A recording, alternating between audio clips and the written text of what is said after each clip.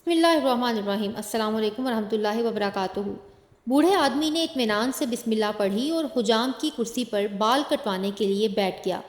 بوڑھے کے چہرے پر موجود نرم مسکراہٹ سے حجام کو بات چیت کا حوصلہ ہوا۔ حجام نے کہا، دنیا میں بہت سے مذاہب خدا کو مانتے ہیں، لیکن میں خدا کے وجود کو نہیں مانتا۔ مسلمان بوڑھے نے پوچھا، کیوں نہیں مانتے؟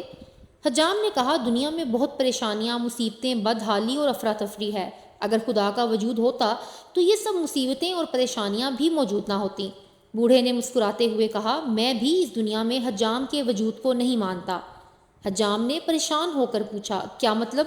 میں آپ کی بات نہیں سمجھا۔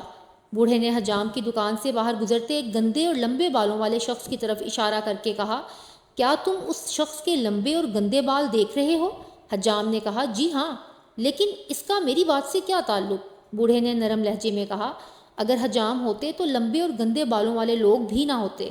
حجام نے کہا، ہم موجود ہیں، لیکن ایسے لوگ ہمارے پاس نہیں آتے۔ بوڑھے نے مسکراتے ہوئے کہا، بالکل، خدا بھی موجود ہے، لیکن لوگ ہدایت کے لیے خدا کی طرف رجوع نہیں کرتے۔ ناظرین سے گزارش ہے کہ ہمارے چینل کو لائک، شیئر اور سبسکرائب کریں۔ شکریہ۔